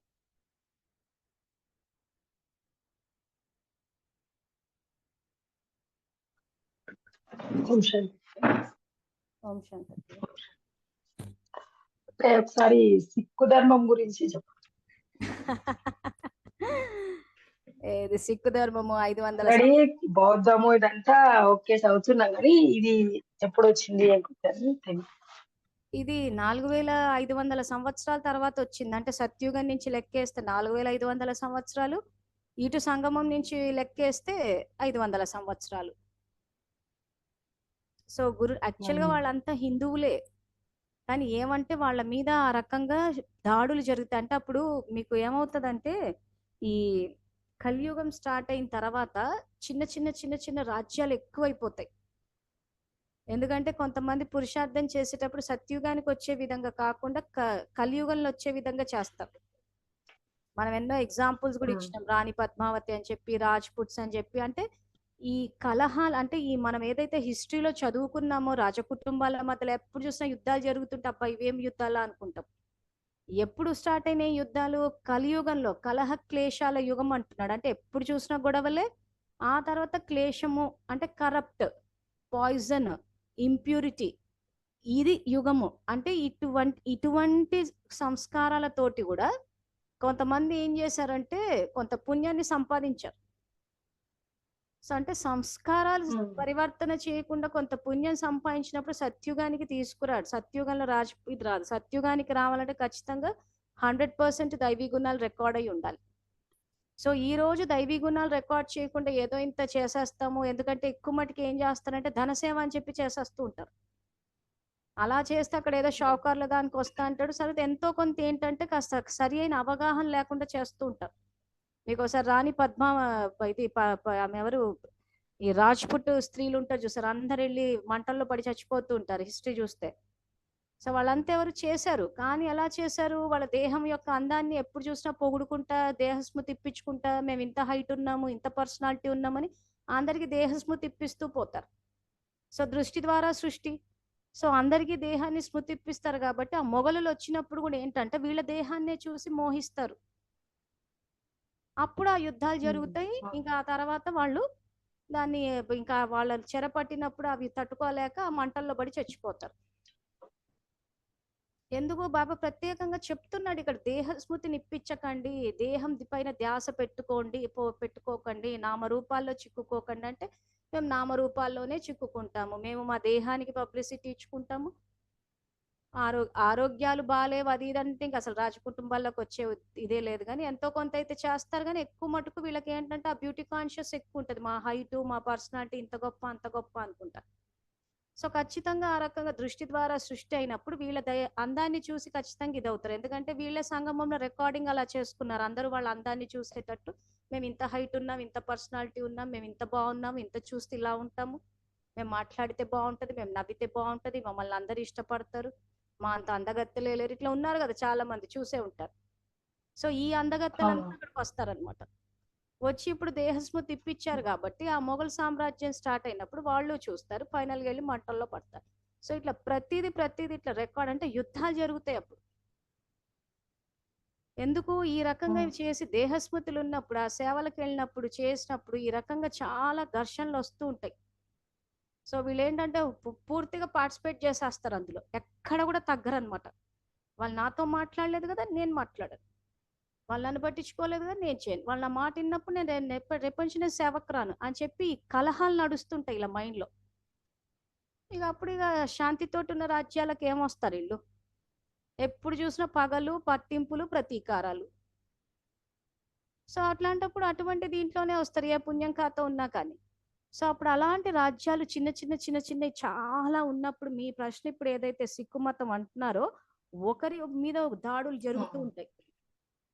అప్పుడు వీళ్ళు యాక్చువల్గా హిందువులే కానీ వాళ్ళని వాళ్ళు కాపాడుకోవడానికి ఆ రోజుల్లో ఆ కత్తిపట్టి ఆ కిర్పాన్ అని చెప్పి కంపల్సరీగా ఉంటుంది చూడండి వాళ్ళ మతాల్లో. ఒక చిన్న సైజు కత్తి పెట్టుకుంటారు. కృప. అవును. అది వాళ్ళ మతానికి అది ఎంత ఇంపార్టెంట్ అంటే అసలు బ్యాంకుల్లో కూడా యాక్చువల్గా బ్యాంకుల్లోకి ఆయుధాలు అలౌడ్ కాదు, కానీ అది అలౌ చేయాల్సి వస్తుంది. అంటే ఇంకా వాడి మతం అక్కడ ఇది చేసినందుకు, అంటే వాళ్ళని వాళ్ళు రక్షించుకోవడానికి ఆ రోజుల్లో వాళ్ళ ఆ హిందువుల్లో కొంతమంది ఏం చేశారంటే వాళ్ళ ఇళ్లలో నుంచి ఒక్కొక్క పిల్లల్ని ఇచ్చేసారనమాట. సో వాళ్ళు పూర్తిగా సరెండర్ అయ్యి ఆ రకంగా ఆ కత్తి పెట్టుకుని కాపాడే వాళ్ళు అనమాట. సో అట్లా వర్గం పెరుగు వాళ్ళందరికీ ఆ గురువు, ఆ వాహె గురువు అని చెప్పేసి గురు గోబింద్ సింగ్ ఆ గురువులు అని చెప్పి చూపిస్తారు చూసారా, ఆ గురువులు వీళ్ళని ఆ రోజు లీడ్ చేశారు. గురునానక్. సో ఆ రకంగా హిందూ కుటుంబాల్లో ఈ రకంగా దాడి జరిగినప్పుడు ప్రతి ఇంటి నుంచి ఒకరిని ఆ రకంగా రక్షించడానికని సేవ కోసమని ఇచ్చేసేవాళ్ళు. సో వాళ్ళకి ఆ ట్రైనింగ్లు ఇచ్చి ఆ కిర్పాను ఆ ఇది ఆ తలకి బట్ట అంటే ఒక ఆ యోధుల్లాగా తయారు చేసేవాళ్ళు. రాను రాను రాను పగడి. ఏమైపోయిందంటే అదే ఒక సిక్కు మతం కింద వచ్చేసింది. అర్థమైందా? ఓకే. సో ఆ సిక్కు మతంలో చాలా చెప్పండి. చాలా అంటే వాళ్ళ యొక్క మెంటాలిటీ ఎట్లుంటదంటే ఇక్కడ మేము చూసినా కానీ కొంచెం క్రుయల్టీ ఎక్కువ ఉంటుంది. వాళ్ళు భగవంతుని నమ్ముతారేమో కానీ వస్తారు సెంటర్లకు కానీ వాళ్ళు అంటే ఒక అందులోనూ ఒక ఈరోజు చెప్పబడితే చెప్పకుండా ఉండాలని. భగవంతుని నమ్మేటోళ్ళనే ఎక్కువ క్రూయల్టీ ఉంది ఇంకా. ఎందుకు ఆయన తెలుసుకున్నారు ఆయనని, ఆయన ఏం చేయరని తెలుసు, ఏమైనా వచ్చినా చూసుకుందాంలే అన్న అహంకారము. సో కాబట్టి శారీరక కూడా బలాన్ని ఎక్కువగా నమ్ముతారు వాళ్ళు. అవును, అదే అందుకే ఎండింగ్ లో వస్తారు వీళ్ళంతా. నేను రాణి పద్మావతి ఎగ్జాంపుల్ ఇచ్చిన ఆ రకంగా చేస్తారని, వీళ్ళంతా ఈ శరీరం మీద ఎక్కువ ఫోకస్ పెట్టిన వాళ్ళంతా ఈ రకంగా ఎండింగ్ లోకి వచ్చేస్తారు. అక్కడ రావడం ఏ త్రేతాకు, ఎందుకంటే చంద్రవంశీయులు అంటే ఏమి రాజకుటుంబీకులని కాదు, త్రేతాయుగం అని అర్థం. సో ఆ త్రేతాలు ఎక్కడో ఎండింగ్కి వస్తారు, అందుకే పాపులేషన్ త్రేతా ఎండింగ్ కి పెరిగిపోతుంది. సో రావడమే త్రేతా ఎండింగ్ కి వస్తారు. ఇక బాబా అసలు త్రేతా అంటేనే ఫెయిల్ అయిన బ్యాచ్ అంటాడు. అసలు ఈ రోజు దేహస్మృతి దేహానికి ఇంపార్టెన్స్ ఇస్తున్నారంటేనే ఫెయిల్ అంటాడు ఆయన. సో ఆ రావడమే త్రేతాకు వస్తాడు. ఇక ఆ తర్వాత ఇక చేసుకున్న దాన్ని బట్టి వేరే ధర్మాల్లోకి ఒకవేళ సనాతన వచ్చినా మళ్ళీ ఎక్కడో డైవర్ట్ అవ్వడమో చేయడమో అట్లేదో వస్తూ ఫైనల్ గా మతంలోకి వస్తారు అక్కడ. అంటే ఆ సంస్కారాలు ఎమర్జ్ అవుతూ ఉంటాయి. సో అదొక ధర్మం కింద వస్తుంది. అందుకే కల్పవృక్షం చూపించేటప్పుడు ఆ యొక్క కాండము, ఆ కాండం నుంచి శాఖలు, ఉపశాఖలు, ఆ కొమ్మలు, రెమ్మలని చూపించారు. సో యాక్చువల్గా వీళ్ళంతా ఏంటంటే ఒకప్పుడు హిందూ ధర్మమే, అందులో నుంచి వచ్చిన శాఖ అది మళ్ళీ. సో ఎంతో మంది దేశంలో హిందూసే ఉండే, అందులో నుంచి మళ్ళీ క్రిస్టియన్కి ఇస్లాంకి వెళ్ళిపోయారంటే అక్కడి నుంచి శాఖలు వచ్చాయి. సో మళ్ళీ వాళ్ళ పద్ధతిలో ఒకటైతే మళ్ళీ వీళ్ళు ఇక్కడ ఉన్నా కానీ మళ్ళీ కొబ్బరికాయలు కొట్టడం అంతా గజిబిజి. అంటే కాండం నుంచి శాఖలు, ఉపశాఖలు, కొమ్మలు, రెమ్మలు అంటే ఇదిగో ఇలాగే తయారయ్యి. అంటే ఎవరేది చెప్తే అది వినేయడము, ఏది పడితే అది పాటించడం, అసలు ఒరిజినల్ చెక్ చేయరు కదా వీళ్ళంతా. సో కాబట్టి కొత్త కొత్త శాఖలు వచ్చేస్తూ పోయినాయి. ఆ ఎవరైతే ఒరిజినల్, అందుకే అందరికీ చెప్పేది పుస్తకాలు తీసి చూడండి, ఒరిజినల్ చూడండి. ఆ ఒరిజినల్ చూస్తే ఏమైందంటే కరెక్ట్ గా చేసి ఆ కరెక్ట్ గా సనాతన ధర్మంలో వచ్చేస్తాం. అలా కాకుండా వాళ్ళు ఈ పాయింట్ చెప్పారు, వీళ్ళు ఈ పాయింట్ చెప్పారు, ఇట్లా చేసాం, వాళ్ళు చెప్పారు కాబట్టి మేము వచ్చేస్తాం అంటే ఆ శాఖ కట్టించి అటు వెళ్ళిపోతారు. ఇది చేశారంటే ఇటు వెళ్తారు. మరి ఇంకా అక్కడ ప్రాప్తులు ఎక్కడ ఉంటాయి? ఈ రోజు ఆయన అవతరించారు, మనం తెలుగు వాళ్ళు చేసుకున్న అదృష్టం అనుకోవాలి. తెలుగు పుస్తకాలు ఒరిజినల్ చూసే అవకాశం వచ్చింది, చూడాలి కదా. మరి చూడకపోతే ఎట్లా ఒరిజినల్ ని? మీకు అప్పుడు నేను మేము ఆ పుస్తకాలు చదువుతాం, ఈ పుస్తకాలు చదువుతాం అంటే ఇలా బైబిల్ ఖురాన్లు చదువుకుంటూ ఉంటారు. అందులో పూర్తి జ్ఞానం ఉండదు. ఎందుకంటే వాళ్ళు తీసుకోవడమే మన్మనాభావ అన్న మంత్రాన్ని తీసుకున్నారు. కర్మేంద్రియాల్ని ప్రకృతిని జయించి ఏ రకంగా తండ్రి సమానంగా అవ్వాలన్నది అక్కడ కవర్ కాలేదు. ఇక్కడికి వచ్చేసరికి ఏమైందంటే ధర్మపితలు ఎవ్వరు రారు, ఎందుకంటే ఇక్కడ సనాతన ధర్మం ఆత్మలు వచ్చారు కాబట్టి వీళ్ళలో ధర్మం అన్నది ఉంటది. సో కాబట్టి మళ్ళీ ఎవరో వచ్చి చెప్పాల్సిన అవసరం వీళ్ళకి రాలేదు. అర్థమైందా? సరే మీరు బాగానే ఆలోచిస్తున్నారు కదా, ఆలోచిస్తుండండి. డౌట్లు వచ్చినట్టు నా వాట్సాప్కి పెడుతూ పోండి. నేను చెప్తూ పోతూ ఉంటే మీరు ఏ రకంగా టీచర్గా ఫేమస్ అయ్యారో అదే విధంగా ఈ జ్ఞాన మార్గంలో ఈ ఈశ్వరీయ విశ్వవిద్యాలయంలో కూడా టీచర్గా బాబా సమానంగా పేరు తెచ్చుకోవాలన్నదే నా శుభకామన. కాబట్టి వచ్చినట్టు డౌట్లు పెడుతూ పోండి, చెప్తూ పోతే తయారైపోతారు మీరు. పిల్లలకి ఈరోజు కల్పవృక్షం గురించి ఎక్స్ప్లెయిన్ చేశాను అబ్బో అక్కయ్య ఈరోజు. ఉమ్. అయితే కొన్ని డౌట్లు నాకే ఉండే, అంటే మామూలుగా బయట మాత్రం ఒక క్లుప్తంగా చెప్పినాను, డీప్ గా చెప్పలేదు పిల్లలకు. అందుకే ఏం చేస్తారంటే మీకు చెప్పేటప్పుడు వచ్చిన డౌట్లు వచ్చినట్టు నాకు పెట్టేస్తూ పోండి, రికార్డ్ చేసి పెట్టేస్తూ ఉంటా. సో అప్పుడు ఫాస్ట్ గా పికప్ అయిపోవచ్చు మీరు. ఓకే ఓకే అట్లా చెయ్యండి. Thank you. చేస్తే ఏమైందంటే మీకు వెంటనే డౌట్ ఓకే. క్లారిఫై అయిపోతుంది కాబట్టి చెప్పడం ఈజీ అయిపోతుంది ఇంకా.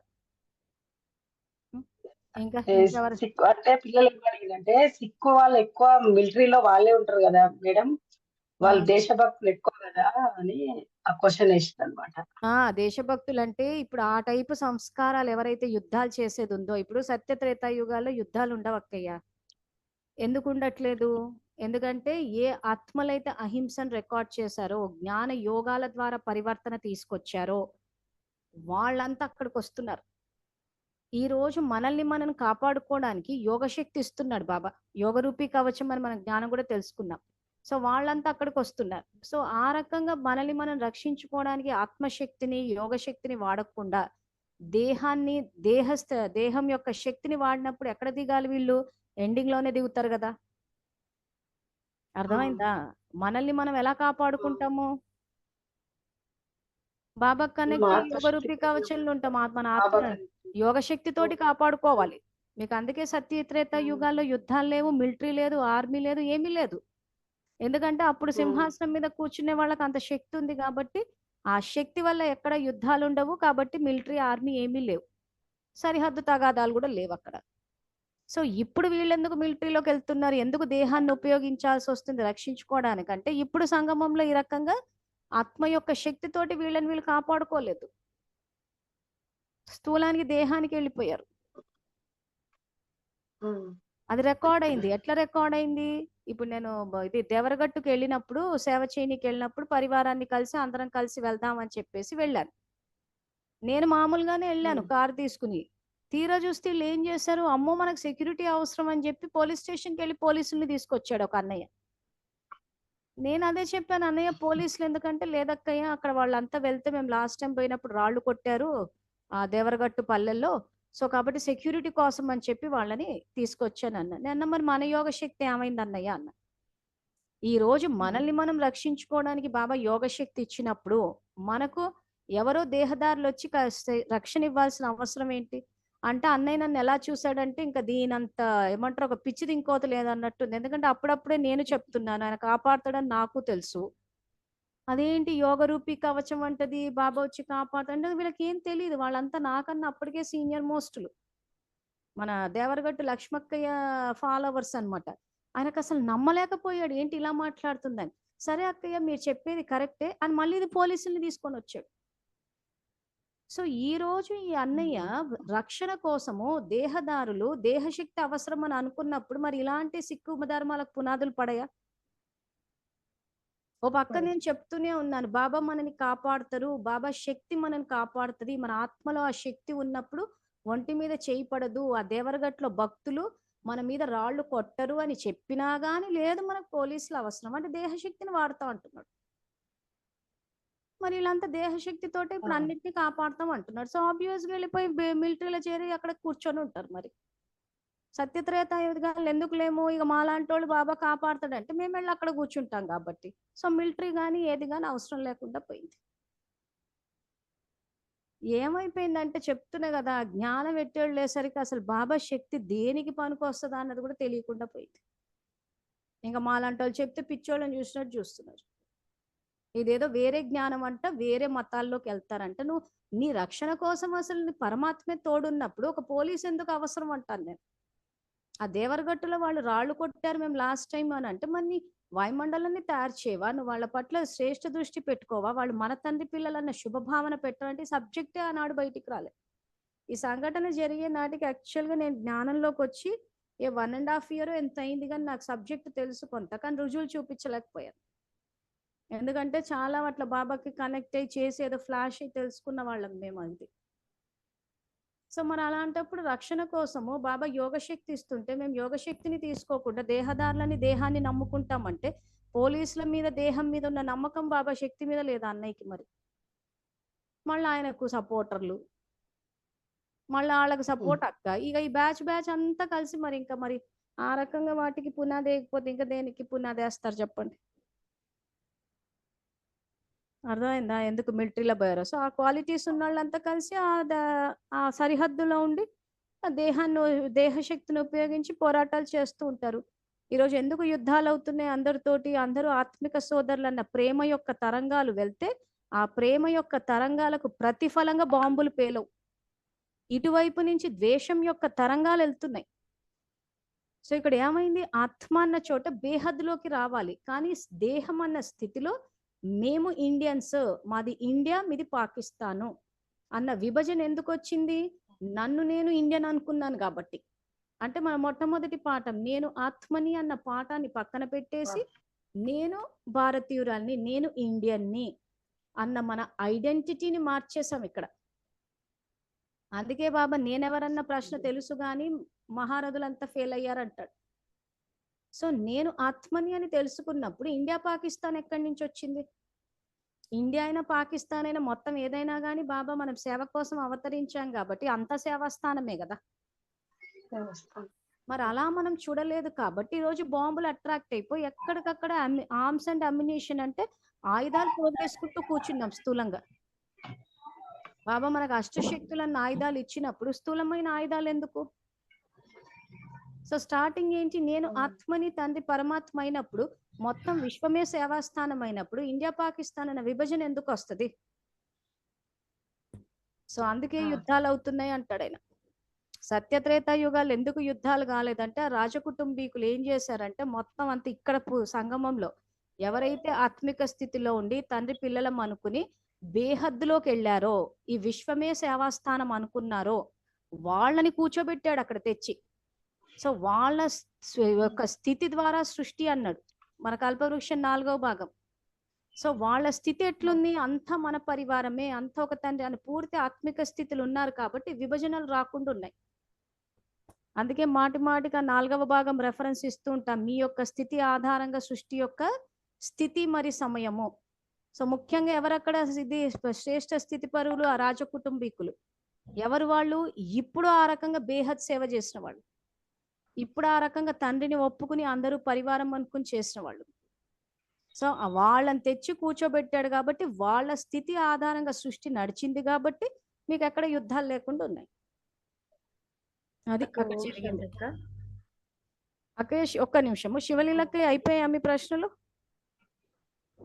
ఓకే సరే సుజాత దేవరగట్టులో చెప్పండి. పోయిన మొన్న ఈసారి మీరు అంతా మనం అందరం కలిసి అదే సంకల్పాలు పంపించినాం కదా. ఎండింగ్ లో ఆయన డిఎస్పీ ఎస్పీ మాట్లాడేటప్పుడు ఈసారి హింస యొక్క పర్సెంటేజ్ చాలా తగ్గింది అని చెప్పిండు. అదే మీకు హత్యలు ఆగిపోయినాయి అక్కయ్య, కానీ పూర్తిగా హింస అన్నది ఆగలే. ఎందుకంటే మనం పర్సెంటేజ్ చాలా తగ్గిందని చెప్పారు. పూర్తిగా ఏంటంటే యాక్చువల్ గా ఈ జూమ్ క్లాసులు పెట్టింది అందుకే నేను, కానీ అది అందరు ప్రశ్నలు అడిగేసరికి మళ్ళీ మొదటికి వచ్చి కూర్చుంది. సో కాబట్టి అయిపోయినాయా ప్రశ్నలు? సుజాత అక్కయ్య ఇప్పుడు మీరు అడగండి, ఏదో ఇందాక అడగబోయారు. మరి ఇండియాలో పుట్టడం కూడా చాలా అదృష్టం చేసుకోండి అలా అని అంటారు. సరే బాబా కూడా కొన్నిసార్లు భారత్ గురించి కూడా మాట్లాడినట్టు ఇదేందక్క. మరి మనం ఇండియా కాదు బేహద్ అట్లా అంటున్నారు కదా. ఇప్పుడు బాబా లెక్కన భారతదేశం అంటే అసలు ఇప్పుడు ఇవన్నీ డివిజన్స్ వచ్చాయి, కానీ యాక్చువల్ గా ఆయన స్థాపించేది ఒకటే ఈ దేశాన్ని కదా. మనం డివైడ్ చేసాం కదా వాటన్నిటిని. ఇప్పుడు సత్యుగంలో ఉన్నప్పుడు ఒకటే దేశం కదా, ఇదంతా ఒకటే విశ్వం కదా. తర్వాత విభజనలు వచ్చిన తర్వాత డివైడ్ అవుతూ పోయాయి మరి.